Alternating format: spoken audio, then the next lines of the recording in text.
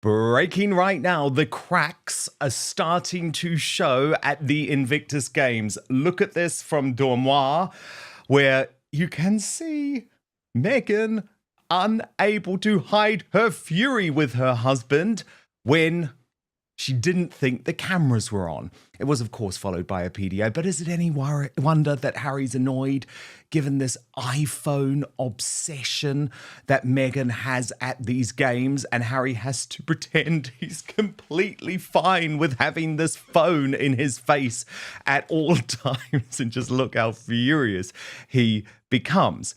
Now, we know that there's loads of issues, and I think the problem is that these two are just trying too hard in so many ways. The thing is that at the Invictus Games, you are unable to hide. So look at this from the Royal Grift, who picked up something very good, saying Meghan being as rude as usual, more concerned about what people are saying online than listening to what this woman is telling her. And of course, it is all for the Instagram content. That is all she cares about, because she's acting like a teenage influencer rather than someone who is actually at a really important event that should be about the athletes and not herself. But this was the new Instagram content that we've received overnight.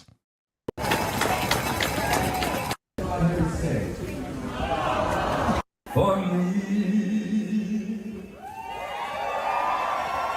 and I'm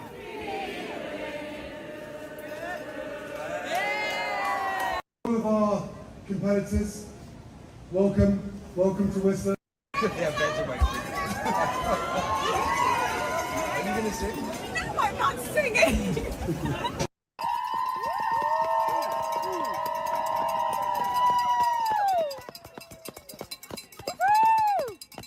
I need you to do something for me right now. It is free, it is easy, it is simple. Just hit that subscribe button on YouTube. That's because over 50% of you watching this video haven't done that yet. Oh, so I see we're continuing with the farce that Meghan actually speaks French. She doesn't, folks. Our royal mastermind, Prince Harry's biographer, Angela Levin, joins me now. Angela, it's been an extraordinary display, but actually, I would argue, in the real moments, you see the cracks between Meghan and Harry more than ever before. What's your take? Yeah, absolutely. In fact, I was told by somebody who knows a lot that she keeps crying and saying to him, "Don't leave me, don't leave me." So I think that she's actually putting the biggest front she can, but it's sickening, isn't it? I mean, a woman of that age who's been married for nearly 7 years shouldn't be sort of, kissing him on the face and stroking his neck, and actually this one holding his face on either side so he can't move. It's absolutely pathetic. You can't, and I don't understand how she thinks that we believe that it's all true, because it's absolute not. I mean, I feel she's hot and cold, isn't she? 1 minute she's furious, she's got that absolutely disgusting face where she wants to kill you, and the other one is that she adores him, and the language that she uses or has used in the Invictus Games is laughable. I mean, it's just ridiculous and nonsense. And she, I didn't think I was going to give a speech, but when I put my foot down in Canada, I was at home. How many homes has she's got? She's got all the countries that she goes to. She says the same nonsense, and you can't believe it. But actually, what made me laugh was that she did the speech, and she said, "And I'm introducing you to," as if it was a sort of pantomime. Harry went on, and she stays there on stage. She doesn't move off. You don't sort of stay there looking at him. She pushes him towards the stage in the front, which is where he should go, and then she stays there. I mean, she doesn't dare let her darling move. I mean, it is absolutely, and in a way, it sort of keeps you looking. You're hypnotized by such peculiar behavior. But actually, it's real, and she thinks this is the way to behave. Or she doesn't actually think it's the way to behave, but she wants to sort of con all of us. But most of us have got some brains and can see that Well, their there's marriage definitely a is... big con going on. There is absolutely a big con going on. But of course, we can see through it. And Angela, a couple of things which are broken in the past couple of hours, which I'll just take you through from X. A lot of people doing good work there. The Royal Grift picked up on this moment and said Meghan hates this blonde woman who is talking to Harry and she is not part of the conversation, and you can see that. There's this other moment where they've written quite sarcastically, oh, Harry and Meghan are so in love. And this is the problem. They can't keep it going for so long. And the Royal News Network has really picked up on this term, the limpet, and writes, for those uninitiated into the British slang term, it means someone clingy or dependent, someone disregarding or ignorant of another's personal space. I believe that would be Meghan Markle. The great irony is that Harry used to call Catherine that. And RNN went on, Meghan's constant clinging to him really makes the limpet designation seem very appropriate. It's never been this bad before, so things must be getting tense. The clinginess is not selling their love. I would argue it's doing the opposite. And so they're on the side of you for that, Angela. Yeah, obviously it is the opposite, because if you love somebody, you're very comfortable. You don't have to keep showing them every sort of minute or two. You see Catherine and William, I don't want to just use them as absolute example, but you can see, and every now and then he just touches her back gently or gives her a look. It's natural. It comes up. This is not natural. It's actually organized, and Harry is probably fed up with it. You can compare it to his own speech, which is very serious. He was a bit like a pastor, very, very religious and behave yourself, everyone. But, it didn't go with Meghan's at all. And he laughed a few times, but he never actually drew her out or said, stop it, or, I love you, dear, but just be quiet. I mean, who can stand for that all the time? Drive you nuts. That is for sure.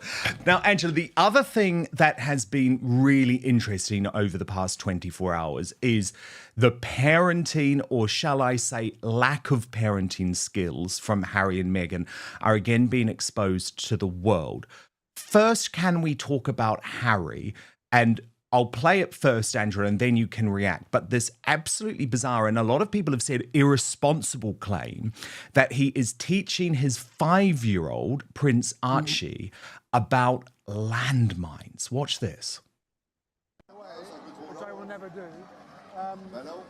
Or you engage in the conversation and you try to explain things, but then it does. I mean, Archie was talking about, as I said earlier, Archie was asking about landmines. I was talking about how some of these guys were blowing up.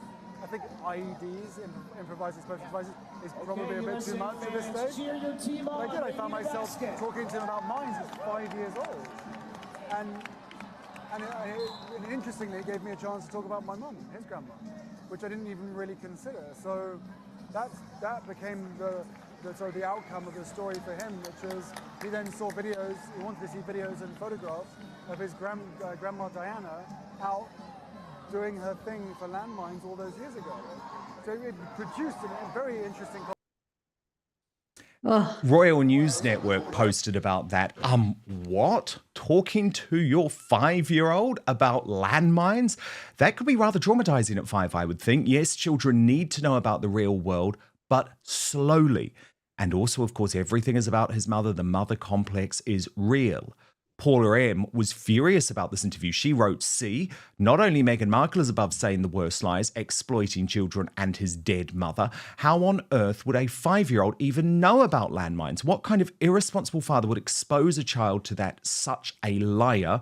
And according to Taz, teaching his 5-year-old about landmines, is that before or after making waffles and talking about crocodiles? So, Angela Levin, this was totally bizarre. I mean, is he telling the truth, first of all? And if he is, should he really be doing that with a 5-year-old?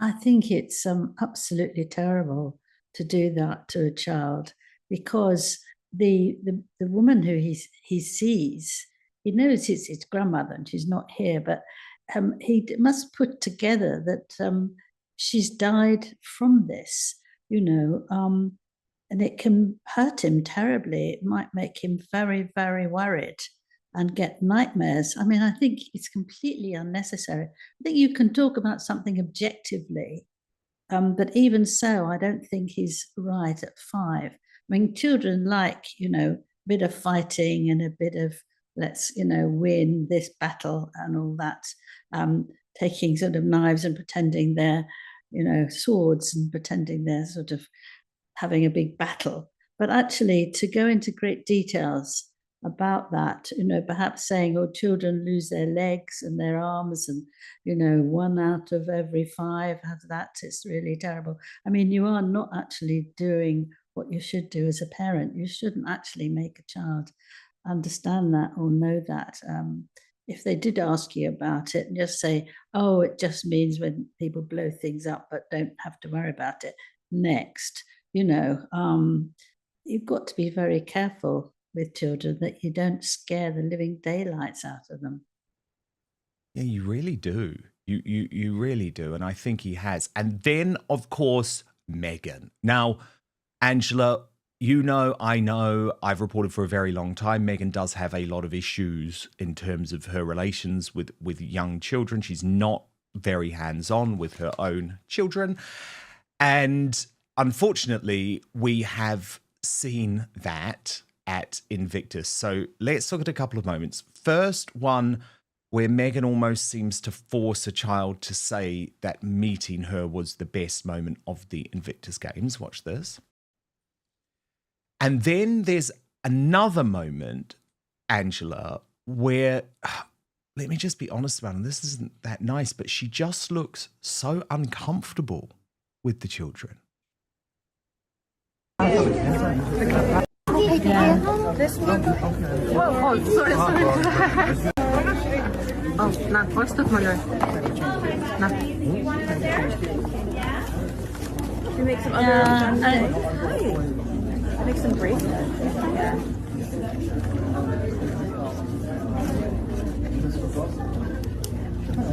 I saw that. I saw that, and what I thought. Oh, yeah, what did you think, Angela? Yeah. What I thought was she's trying to copy Catherine, because Catherine does lots of art with little children, but they cling on to her, they laugh with her. She knows exactly how to do it. I mean, it's just in her blood, it just goes through, and it's lovely. Meghan doesn't know at all, but she's got to do it because she's got to prove that she's better than Catherine. So she just looks as if she's terrified. She's just trying to get one little bit of twig and another bit of twig. She doesn't really know what to do. And the children, it seems, don't actually follow her like these did. Look, they're hanging on to Catherine and they don't want to let her go. And most of them didn't know that she was even a princess. So, she's just got a wonderful relationship with children that she doesn't know. But Meghan is very, very awkward, but she can't let Catherine do better than her. It's endless. Yeah, royally to ask a child, it's the best thing, hear me. I mean, and then she sort of yelled just in case anyone hadn't heard. It's me, isn't it? I mean, it's just terrible. She wants to be humanitarian, but it's really meitarian, isn't it? It's all about her. She's not really humanitarian. She just, because you see that with families, but it's a meitarian. We can make a new word of somebody who just is completely obsessed with looking after themselves and presenting themselves to the world. Well, Royally Sage posted on the kids 2 questions, Angela, which I'll put to you. Why is she struggling around kids? Doesn't she claim to be a hands-on mum? And maybe that is the issue. I don't actually think she is a particularly hands-on mum.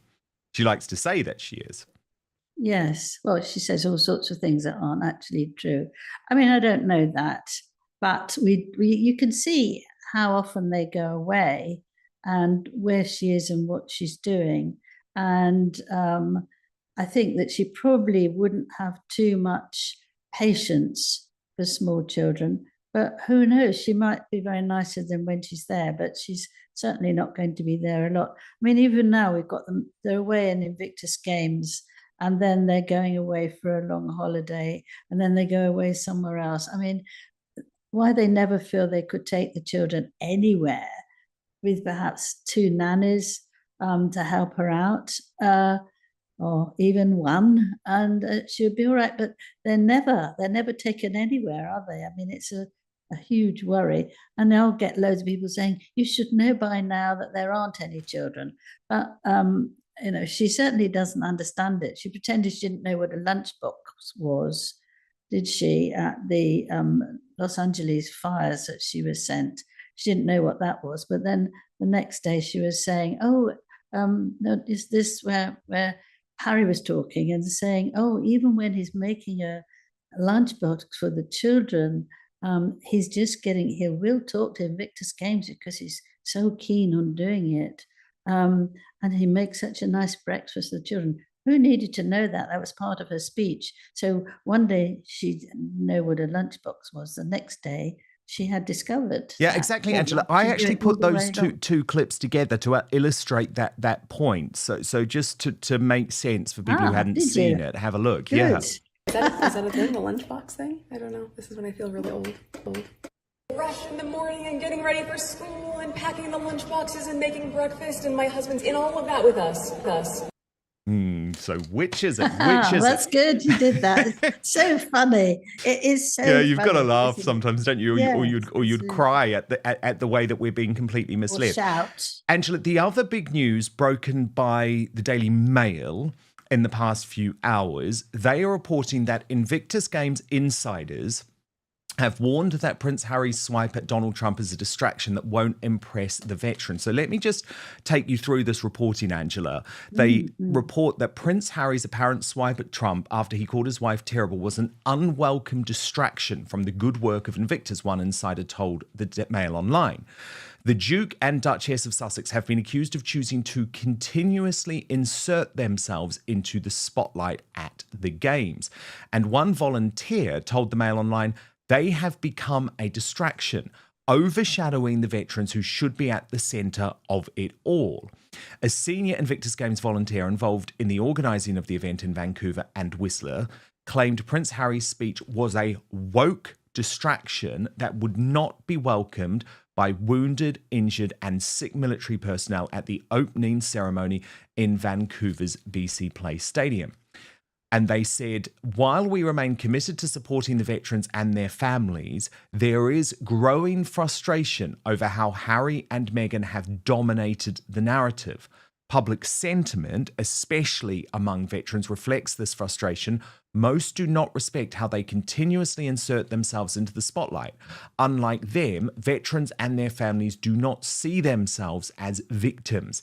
Their woke agenda dies with veterans. And I just thought, Angela, wow, that is a damning indictment coming from people who actually do love the Invictus Games. Yes, I mean, I feel that one of the key reasons why Meghan was kissing him and holding him and you know, holding his arm so he can't move and all that and smiling for the camera is that she doesn't want anyone else to be in the spotlight.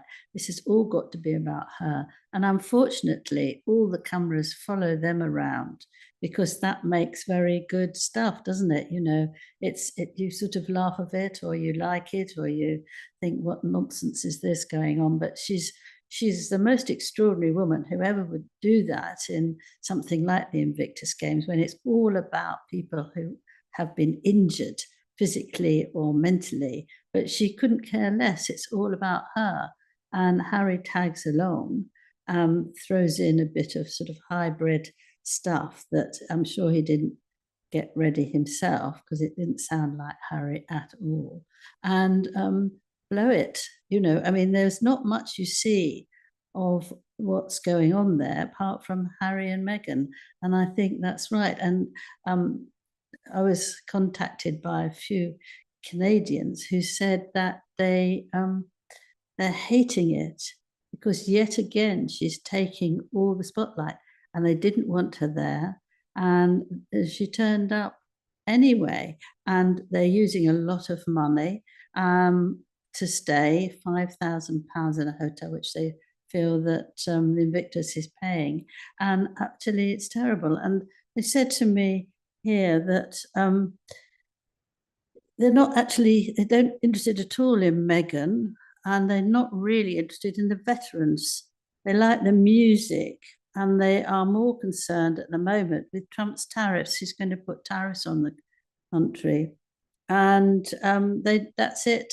They're not enjoying it. It's a waste of time, and there are a lot of empty seats, although they pretend they're not, and there were for the singing and celebrities. But actually, people don't like it because it's all about Harry and Meghan, and you know, they should know better. It's been ruined since Meghan went along.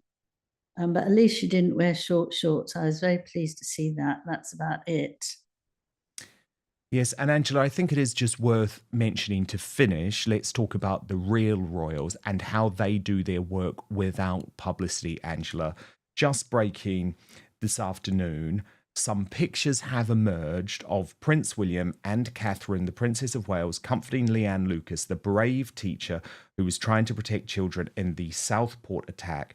Not sure how these got out, but these are from the October 10th visit. Now, that's from the Royal News Network. My belief, Angela, is that these pictures were actually released by Leanne because it also showed that she'd met Taylor Swift. And we'll take a look at these images, Angela, because they are beautiful and very, very special. Leanne Lucas is a hero. She put herself at great risk to try and save those children in her dance class.